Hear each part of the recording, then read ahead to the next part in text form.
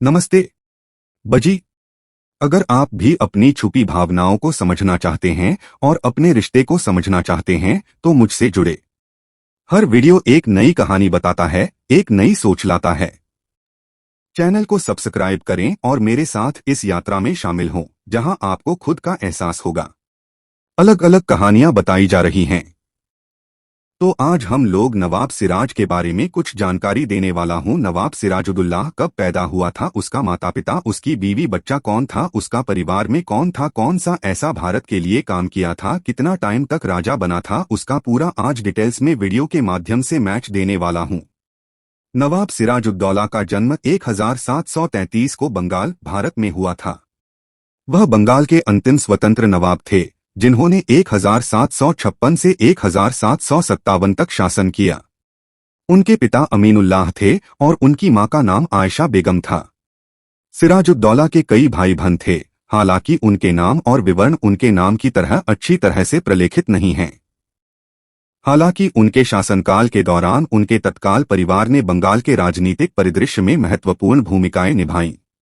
सिराजुद्दौला का सत्ता में उदय और उसके बाद ब्रिटिश ईस्ट इंडिया कंपनी के साथ संघर्ष भारतीय इतिहास में अच्छी तरह से प्रलेखित घटनाएं हैं, जो इस क्षेत्र में ब्रिटिश औपनिवेशिक शासन की शुरुआत का प्रतीक हैं। दुर्भाग्य से ऐतिहासिक रिकॉर्ड नवाब सिराजुद्दौला के माता पिता के नाम के अलावा उनके परिवार के बारे में विस्तृत विवरण प्रदान नहीं कर सकते हैं। हालांकि उनके शासनकाल के दौरान उनके परिवार के सदस्यों का बंगाल के राजनीतिक हलकों में प्रभाव होने की संभावना थी, लेकिन उनके भाई बहनों या अन्य रिश्तेदारों के बारे में विशेष जानकारी दुर्लभ हो सकती है। हालांकि नवाब के रूप में सिराजुद्दौला के कार्य, विशेष रूप से ब्रिटिश ईस्ट इंडिया कंपनी के बढ़ते प्रभाव के खिलाफ उनका प्रतिरोध, औपनिवेशिक युग के दौरान भारतीय इतिहास के पाठ्यक्रम को आकार देने में महत्वपूर्ण रहा। 1757 में प्लासी की लड़ाई में उनकी हार ने बंगाल और अंततः भारतीय उपमहाद्वीप के अधिकांश हिस्से पर ब्रिटिश प्रभुत्व में एक महत्वपूर्ण मोड़ ला दिया। अप्रैल 1756 में नवाब सिराजुद्दौला अपने दादा अलीवर्दी खान, जो बंगाल के नवाब थे, की मृत्यु के बाद बंगाल की गद्दी पर बैठे। जब सिराजुद्दौला नवाब बना तो वह अपेक्षाकृत युवा था, लगभग 23 वर्ष का, और उसे राजनीतिक रूप से अशांत और आर्थिक रूप से तनावपूर्ण राज्य विरासत में मिला। बंगाल के नवाब के रूप में उनका शासनकाल संक्षिप्त लेकिन घटनापूर्ण था।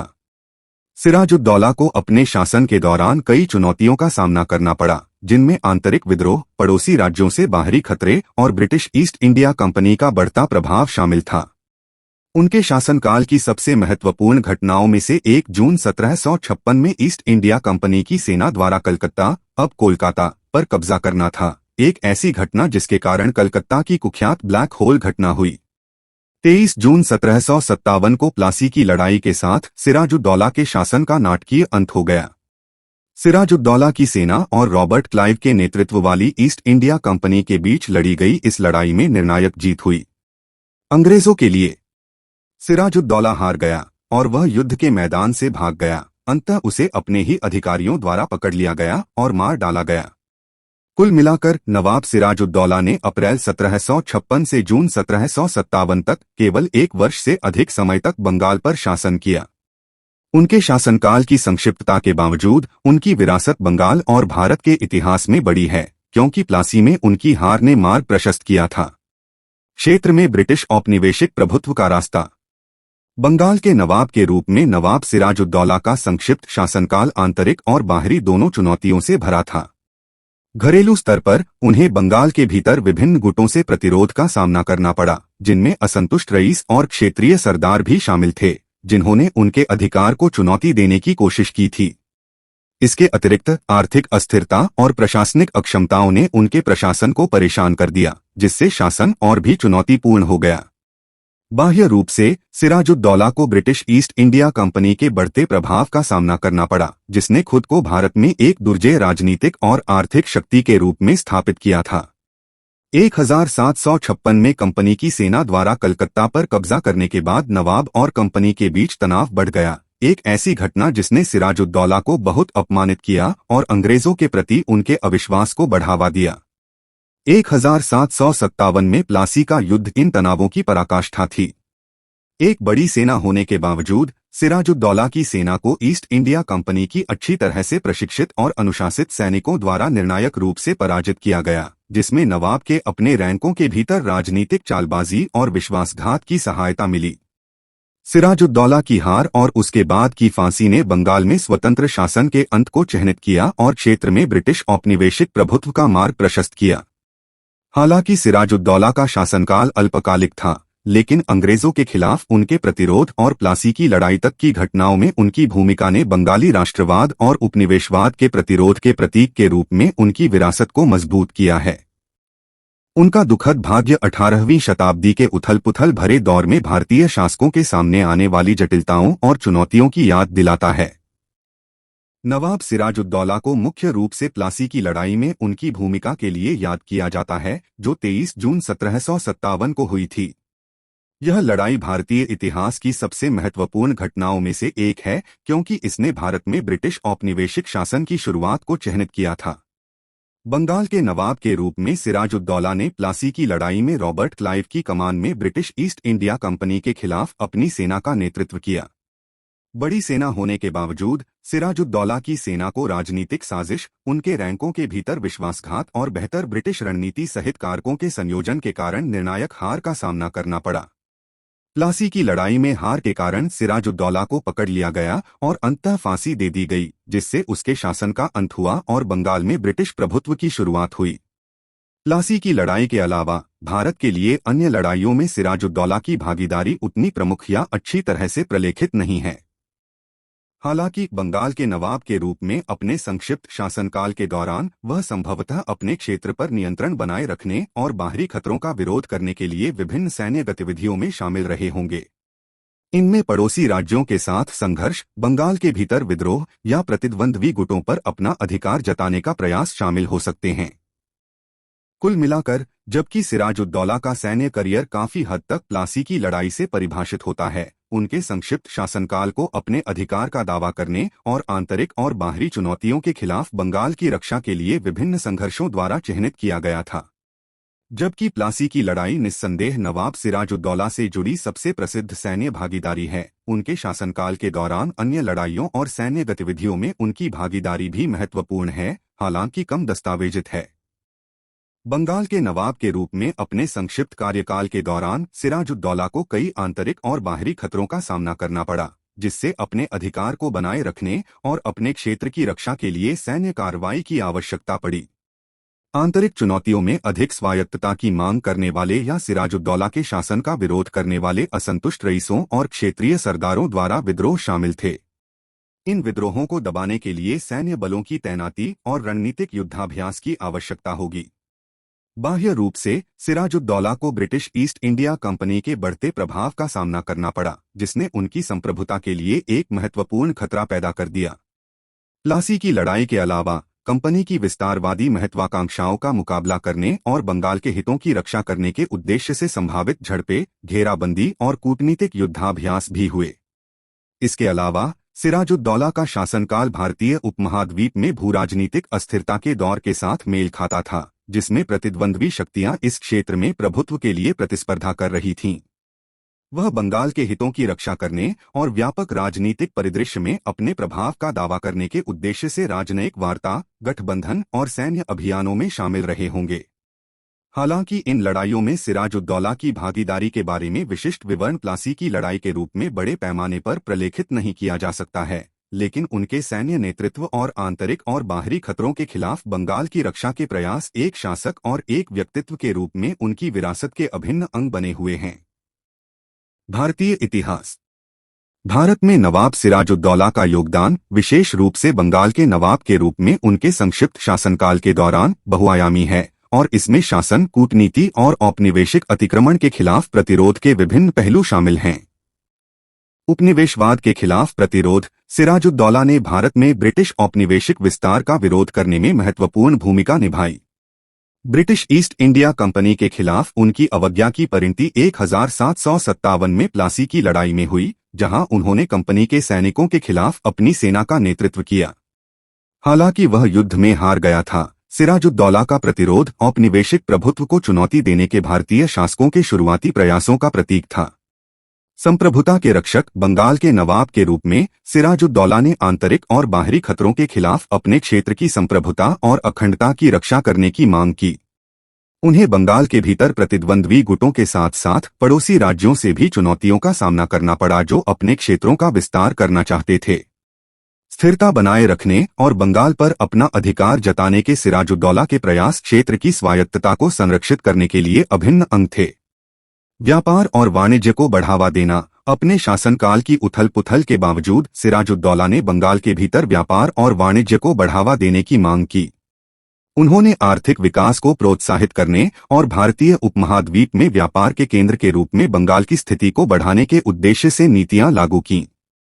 हालांकि इन प्रयासों पर राजनीतिक और सैन्य संघर्षों का प्रभाव पड़ा जो उनके शासन को परिभाषित करते थे। सांस्कृतिक संरक्षण। अपने समय के कई शासकों की तरह सिराजुद्दौला कला, साहित्य और संस्कृति का संरक्षक था। उन्होंने स्वदेशी कला और शिल्प के विकास के साथ साथ विद्वानों, कवियों और संगीतकारों के संरक्षण का समर्थन किया। उनका दरबार सांस्कृतिक गतिविधियों, रचनात्मकता और बौद्धिक आदान प्रदान को बढ़ावा देने का केंद्र था। प्रतिरोध की विरासत। अपनी हार और उसके बाद फांसी के बावजूद सिराजुद्दौला की विरासत उपनिवेशवाद और उत्पीड़न के खिलाफ प्रतिरोध के प्रतीक के रूप में कायम है। भारी बाधाओं के खिलाफ उनकी बहादुरी और अवज्ञा ने भारतीयों की भावी पीढ़ियों को स्वतंत्रता के संघर्ष में प्रेरित किया। ब्रिटिश उपनिवेशवाद के खिलाफ प्रतिरोध आंदोलन में सिराजुद्दौला की भूमिका भारत के इतिहास और विरासत का अभिन्न अंग बनी हुई है। कुल मिलाकर, जबकि नवाब सिराजुद्दौला का शासनकाल उथल-पुथल और संघर्ष से चिह्नित था, उपनिवेशवाद का विरोध करने और बंगाल की संप्रभुता की रक्षा करने के उनके प्रयासों ने भारत के इतिहास पर एक अमिट छाप छोड़ी है। उनकी विरासत उन लोगों के लचीलेपन और साहस की याद दिलाती है जिन्होंने औपनिवेशिक शासन और अन्याय के खिलाफ लड़ाई लड़ी। भारत पर नवाब सिराजुद्दौला का प्रभाव उनके सैन्य प्रयासों और औपनिवेशिक ताकतों के खिलाफ प्रतिरोध से परे तक फैला हुआ है। यहाँ उनके योगदान के और पहलू हैं। प्रशासनिक सुधार। अपने छोटे शासनकाल के बावजूद सिराजुद्दौला ने बंगाल के भीतर शासन में सुधार लाने के उद्देश्य से प्रशासनिक सुधार लागू करने का प्रयास किया। उन्होंने कर संग्रह को सुव्यवस्थित करने, अपनी प्रजा के लिए न्याय सुनिश्चित करने और अपने क्षेत्र में कानून और व्यवस्था बनाए रखने की मांग की। हालांकि इन सुधारों की प्रभावशीलता उनके समय के अशांत राजनीतिक माहौल के कारण सीमित हो सकती थी, लेकिन उनके प्रयासों ने उनके लोगों के कल्याण के प्रति उनकी प्रतिबद्धता को रेखांकित किया। सामाजिक कल्याण। सिराजुद्दौला ने अपनी प्रजा के कल्याण के लिए चिंता दिखाई, विशेषकर अकाल या प्राकृतिक आपदाओं के समय। उन्होंने जनता के प्रति सामाजिक जिम्मेदारी की भावना प्रदर्शित करते हुए प्रतिकूल परिस्थितियों से प्रभावित लोगों को राहत उपाय और सहायता प्रदान की। राजनयिक संबंध। एक शासक के रूप में सिराजुद्दौला अन्य भारतीय राज्यों और विदेशी शक्तियों के साथ राजनयिक संबंधों में लगे रहे। उन्होंने बंगाल के हितों की रक्षा करने और क्षेत्र में शक्ति संतुलन बनाए रखने के लिए गठबंधन और संधियों की मांग की।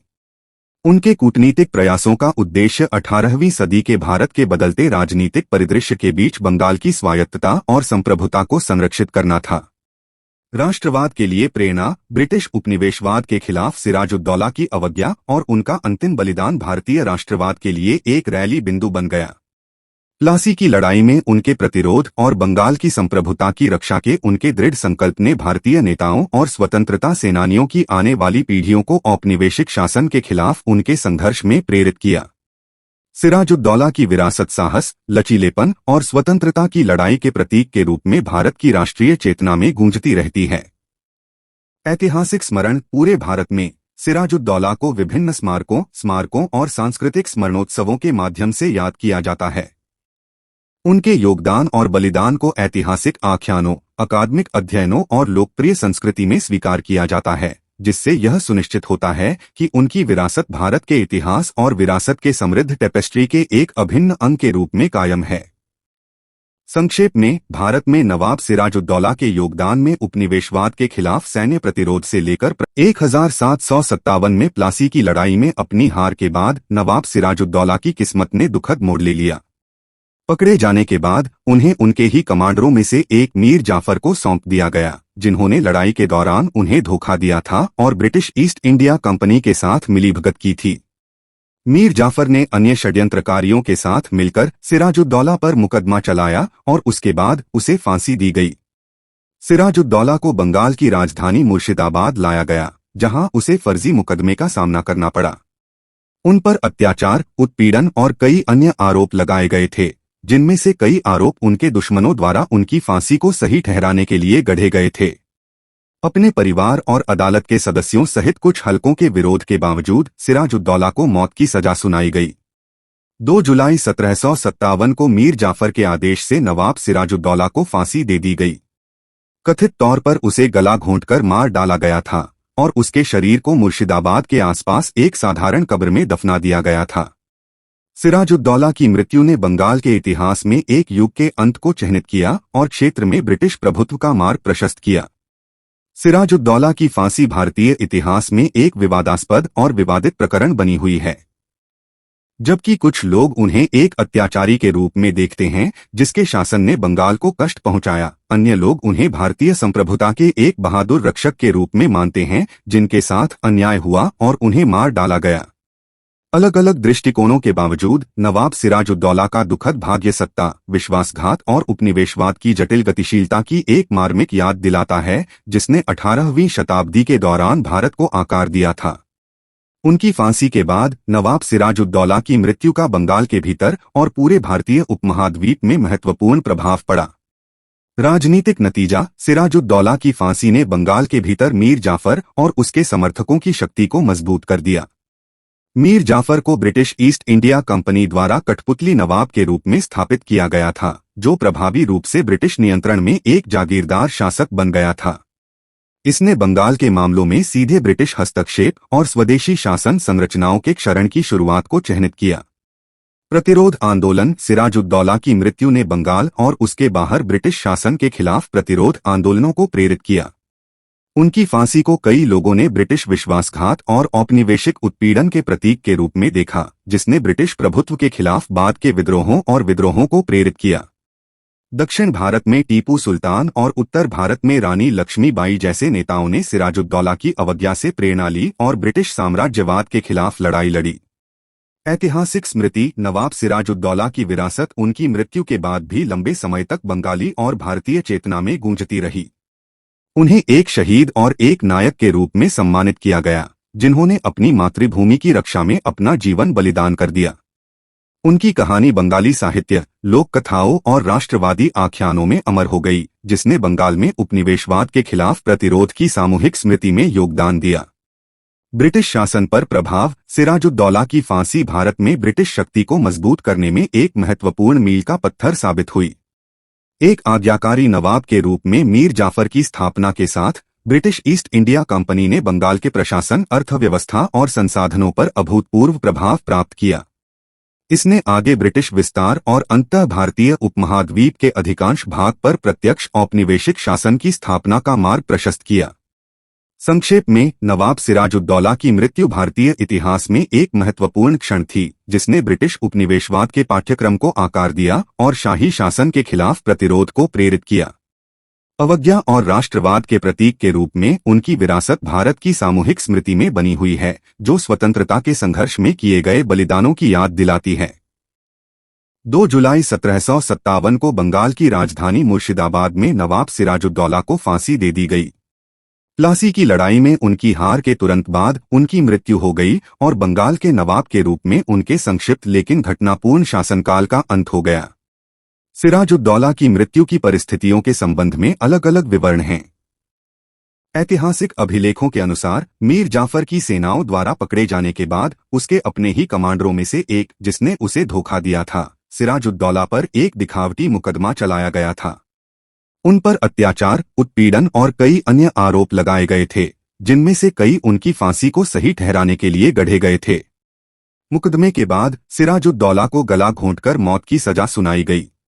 उनकी फांसी मीर जाफर के आदेश पर की गई थी, जिन्होंने उन्हें उखाड़ फेंकने और बंगाल में सत्ता पर कब्जा करने के लिए ब्रिटिश ईस्ट इंडिया कंपनी के साथ मिलीभगत की थी। सिराजुद्दौला की फांसी के सटीक कारणों को राजनीतिक साजिश, विश्वासघात और उनके दुश्मनों की उनके हितों के लिए एक कथित खतरे को खत्म करने की इच्छा के संयोजन के लिए जिम्मेदार ठहराया जा सकता है। सिराजुद्दौला की मृत्यु भारतीय इतिहास में एक विवादास्पद प्रकरण बनी हुई है। जबकि कुछ लोग उन्हें एक अत्याचारी के रूप में देखते हैं जिसके शासन ने बंगाल को कष्ट पहुंचाया। अन्य लोग उन्हें भारतीय संप्रभुता के एक बहादुर रक्षक के रूप में मानते हैं जिनके साथ अन्याय हुआ और उन्हें मार डाला गया। अलग अलग दृष्टिकोणों के बावजूद नवाब सिराजुद्दौला का दुखद भाग्य सत्ता, विश्वासघात और उपनिवेशवाद की जटिल गतिशीलता की एक मार्मिक याद दिलाता है जिसने 18वीं शताब्दी के दौरान भारत को आकार दिया था। नवाब सिराजुद्दौला की मृत्यु ऐतिहासिक बहस और व्याख्या का विषय है, जिसमें विभिन्न विवरण उनकी फांसी के आसपास की परिस्थितियों पर अलग अलग दृष्टिकोण प्रदान करते हैं। घटनाओं के एक संस्करण से पता चलता है कि सिराजुद्दौला की हत्या मीर जाफर और अन्य साजिशकर्ताओं द्वारा की गई थी, जो उसे एक राजनीतिक प्रतिद्वंद्वी के रूप में खत्म करना चाहते थे और बंगाल पर अपना नियंत्रण स्थापित करना चाहते थे। प्लासी के युद्ध में सिराजुद्दौला की हार ने उसकी स्थिति कमजोर कर दी थी और उसके पकड़े जाने से उसके दुश्मनों को उसे सत्ता से हटाने का अवसर मिल गया। पकड़े जाने के बाद सिराजुद्दौला पर एक शो ट्रायल चलाया गया जिसमें उस पर अत्याचार, उत्पीड़न और अन्य आरोप लगाए गए। ये आरोप, जिनमें से कई संभावित रूप से मनगढ़ंत थे, उनकी फांसी के बहाने के रूप में काम करते थे। अपने परिवार और अदालत के सदस्यों सहित कुछ हलकों के विरोध के बावजूद सिराजुद्दौला को मौत की सजा सुनाई गई। एक अन्य परिप्रेक्ष्य से पता चलता है कि सिराजुद्दौला की फांसी ब्रिटिश प्रभाव और हेरफेर का परिणाम थी। British East India Company Bengal में अपना प्रभुत्व स्थापित करने के लिए उत्सुक थी। उसने सिराजुद्दौला को उखाड़ फेंकने और एक अधिक आज्ञाकारी शासक को स्थापित करने के लिए मीर जाफर और अन्य षड्यंत्रकारियों के साथ मिलीभगत की।